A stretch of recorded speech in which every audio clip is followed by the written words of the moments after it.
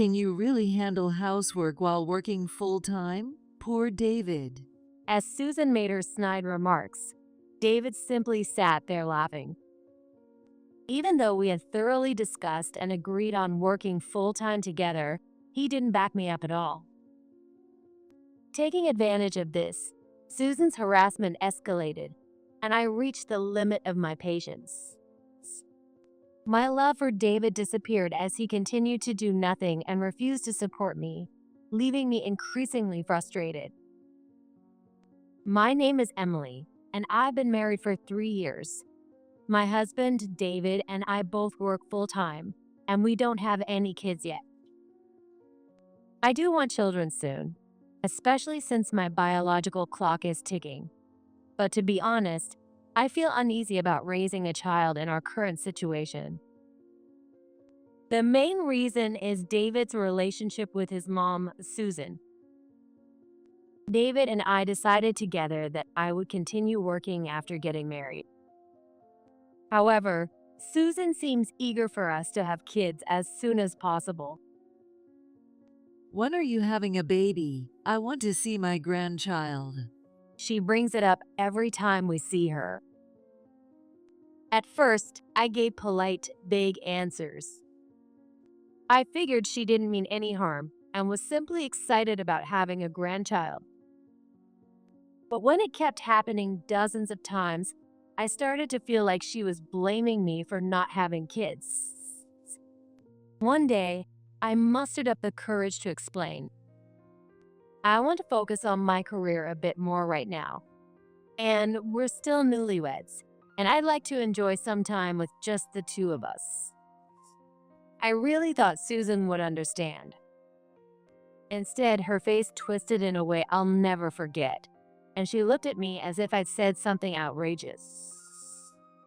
A woman's true joy is in staying home and taking care of her family. She went on to lecture me for an hour. When I told her I wasn't planning to quit my job, she started treating me like the enemy. I regretted speaking up, but it was too late to take it back. Since then, Susan has been cold toward me and constantly makes snide remarks. It must be tough having a wife who works full-time. Poor David, he doesn't even get to relax at home. Imagine being exhausted from work and still having to do chores. Emily, it's like you were born the wrong gender. Susan says things like this even in front of David, but all he does is laugh it off. Doesn't it bother you when she says stuff like that? I asked David when we were alone. That's just how Mom is. However, David just says that and doesn't do anything to resolve the situation. After we got married, I realized that David basically does whatever Susan says. If she says go right, he goes right. If she says go left, he goes left. The only time David ever seemed to go against Susan's wishes was when he married me. Back then, he cared about me more than he does now and would at least listen to me occasionally. But now our relationship feels more like that of a parent and child. And it's only been 3 years since we got married. We had decided together to both work full-time, but I end up doing nearly all the housework. David relies on me for everything. Before we got married, we had agreed to share the household chores, but now he not only leaves all the housework to me, he even relies on me to handle his personal matters. Where's my shirt? Oh, and I need you to take care of these documents for work. They need to be submitted. He leaves everything to me, and watching David depend on me for absolutely everything makes me feel like I'm living with a big child. It wasn't like this before we got married. David has changed for the worse since we got married. I suppose it's my fault for not seeing it sooner, but maybe this was just who he really was all along. I repeatedly told him to handle his own responsibilities, but he only does it right after I remind him. The cycle keeps repeating, and in the end, David hasn't changed at all. I thought there might still be hope if David would at least call Susan out on her nasty remarks. But instead, he sides with her. Emily's only purpose in life is her job. David laughs while making comments that only pour fuel on the fire. When we got home, I confronted him, and he gave me another hollow apology. There was nothing else I could have done in that situation. The truth is, David probably doesn't want me to quit my job because it gives us financial stability. But if he were to admit that, Susan's criticism and attacks would be directed at him instead. So to avoid becoming her target, he chooses to take her side. Thinking about spending the rest of my life with someone like David honestly fills me with unease. Some might say, then just get a divorce. But I can't bring myself to make that decision. I've vented to my married friends before, but they told me that it's the same in most households. Hearing that made me wonder if it's enough to live a tolerable life without big fights, infidelity, or abuse. There are still times I enjoy being with David, and not everything is bad. I'm caught between thinking this might be good enough and wondering if I can really accept things as they are. While I was struggling with these thoughts, Susan's harassment kept escalating. Recently, she went so far as to make a duplicate key and started entering our home without permission. She would even throw away pre-cooked meals I had prepared to make my life easier, saying they didn't taste good. On top of that, she would go into our bedroom without asking, inspecting what I bought, what clothes I own, and more. There isn't a person in the world who wouldn't be upset by this kind of behavior. So I asked Susan to return the spare key, but of course she refused to do so willingly. When I asked David for help, he wouldn't take any action. Instead, he either pushed all the difficult tasks onto me or avoided the situation altogether. As for Susan, she harassed me simply because she didn't like that I wouldn't follow her demands. In this kind of environment, having a child felt like nothing more than an impossible dream. Maybe I've reached the limit of what I can take in this marriage. One day, while I was pondering this, David contacted me to tell me that Susan had broken a bone. On top of that, David sounded panicked as he said, Mom's going to need surgery. She won't be able to walk for a while. Susan's injury required hospitalization, partly due to her age. She was expected to stay in the hospital for about a month, so small visits with gifts would suffice. But I was told that she would require caregiving after being discharged. After that, I began visiting Susan in the hospital after work and on weekends. I would have preferred David to take on this responsibility, but due to his work schedule, I had no choice but to go. Even so, I felt it was still better than the way things had been before. Susan no longer barged into our home uninvited, and our interactions were brief during hospital visits. I could simply deliver what I needed to and leave right away. But the real issue was what would happen after she was discharged. David and I both work full-time and live separately from Susan. However, once she returned home, someone would need to help her with daily tasks. Since David's father had already passed away, Susan would be living alone in her house. I decided to hire a home aide to help during the day. But Susan, being as difficult as ever, insisted that she didn't want strangers in her home.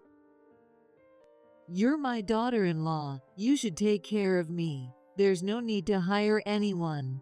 Honestly, I thought it would have been easier if she continued to treat me like an outsider. For Susan, this was the perfect opportunity to push me to quit my job. I discussed this with David, but as expected, he said he didn't want to handle caregiving. Somehow, he started steering the conversation toward making it seem like I should be the one to take care of Susan. She's your mother, I argued, but David came up with a bizarre justification. That's exactly why I don't want to take care of her. At that point, I told David about all the harassment I had endured from Susan over the years. The only reason I managed hospital visits was because the interactions were short, and even then, I would have preferred not to do it at all. The thought of providing full-time care for Susan during the day made my skin crawl. This isn't just about whether I quit my job or not. When I said that, David sulked and retreated to the bedroom. David was clearly just trying to avoid being involved in anything troublesome. By the day before Susan's discharge, we still hadn't reached an agreement, and the tension between us was palpable. Susan is David's mother, and I had no reason to help someone who had treated me so badly. So I finally told David, who was dodging the conversation, I'm not helping this time. Before I knew it, the day of Susan's discharge has arrived. As I prepared for work as usual, I couldn't help but wonder how Susan's care would be managed starting today. Then David, dressed in his suit, said something unbelievable. Take the day off and take care of Mom. I couldn't believe my ears, but David left the house without another word. I rushed after him, calling out, I told you I'm not taking care of Susan. Even if I take today off, what about tomorrow? Without stopping, David responded, Just quit your jobs. It's easier that way. Hearing his careless, selfish, and completely irresponsible words, I watched his back as he walked away, and suddenly, I felt like nothing mattered anymore. I went back inside and called my workplace to take the day off. However, this isn't to care for Susan. It is to use my paid leave to start preparing for a divorce. Afterward, I explained the situation to my parents and arranged for them to help me move my essentials out of the house. While I was packing, David and Susan called me multiple times, but I ignored every single call and continued working. Once everything was moved, I left with my parents and returned to their home. For an entire week, calls and emails from David came in every few minutes, but I ignored all of them. Once I had everything prepared, I contacted David for the first time in a while. Then, David begged me desperately, almost in tears. Help me. I can't take care of Mom on my own. The house is a mess, the laundry's piling up, and I can't even cook. I'm sorry, just come back, please. From what he told me, since I'd left, he had been going to Susan's house every day after work to help her. But he couldn't handle Susan's unreasonable demands and admitted that today he was ignoring her entirely. He apologized, saying he relied on me too much, but it was clear he thought everything would somehow work out if I returned. I could see right through his intentions. So I asked him, Are you saying I should come back and take care of Susan? I'll help as much as I can. As expected, David said exactly what I wanted to hear. Empty, reassuring words. It was clear he planned to leave everything to me, and when I pressed him further, he mumbled awkwardly, If we both pitch in, we can manage. David continued to string together such half-hearted excuses. This exchange solidified my belief that my decision was the right one. So, I firmly and decisively told him, I can't do this anymore. I'm filing for divorce. I'll be bringing a lawyer and the divorce papers soon. David was silent for a moment after my words. Then, after a few seconds of silence, he muttered in disbelief. This can't be happening. It's impossible. I expressed my frustration, telling David that his attitude and everything I had endured from Susan had pushed me to my limit. I'm sorry. David repeatedly apologized, clinging to me while sobbing uncontrollably. I don't want a divorce. I don't want to lose you. I'll do anything. If he had been standing in front of me, I probably would have kicked him. That's how furious I was with his behavior, and I no longer felt even the slightest trace of love for him. If he was willing to do anything, he should have been supporting me from the start. A few days later, I went to our house with my lawyer, where David was waiting. The house was a mess, clearly neglected, and David himself looked completely worn out. As soon as he saw me, he spoke in a broken voice, looking defeated. I have to go to Mom's house because if I don't, she calls my workplace. It's taking such a toll on me mentally. Seeing him like that, I realized once again how utterly incapable he was. Why did I ever marry a man like this? You could have just hired a helper and been done with it. But no, you chose to do everything Susan's way, didn't you? And then you tried to dump all of it on me, even expecting me to quit my job to look after her full time. I spat the words at him, and David lowered his head. But I don't want a divorce. I'll do anything. Will you really do anything? When I asked, David's face lit up with hope. Yes, anything. Then sign this. But with those words, I swiftly handed him the divorce papers. It was the perfect example of going from heaven to hell. After that, David simply nodded along to the lawyer's explanations and signed the divorce papers. Right now, David is probably realizing just how much he dumped Susan's responsibilities onto me.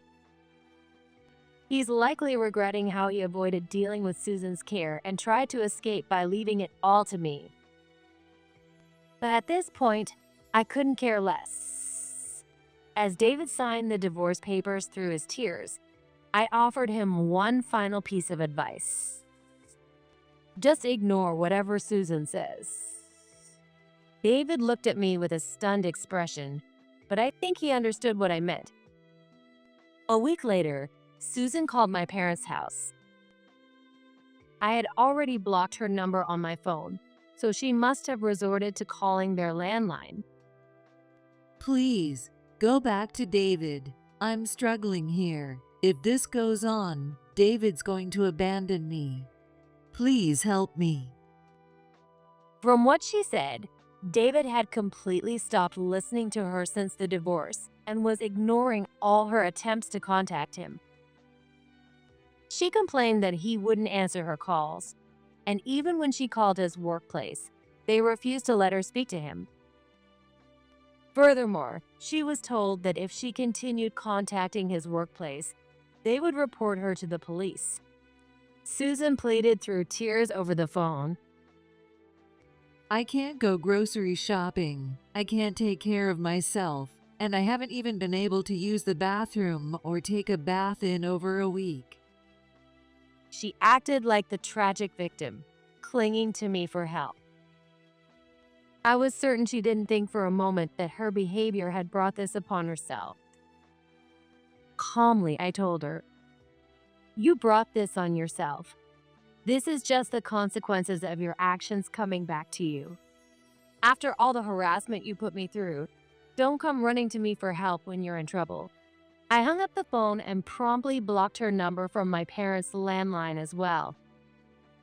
After that, I moved on with my life and quickly forgot about Susan. A few months later, I happened to run into someone who knew David and heard an update. Susan had been completely abandoned by David, who even changed his phone number and moved without telling her. She had turned to other relatives for help, but they refused to take on the responsibility, and she ultimately ended up in a care facility.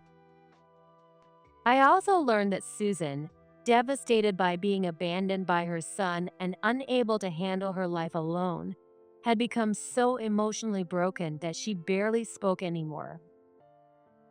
Even after hearing about this tragic ending, I couldn't see it as anything other than the consequences of Susan's own actions. There was nothing to be learned from her, but at the very least, I knew I didn't want my life to end the way hers did. That's why I've decided to live as honestly as possible and treat others with kindness moving forward.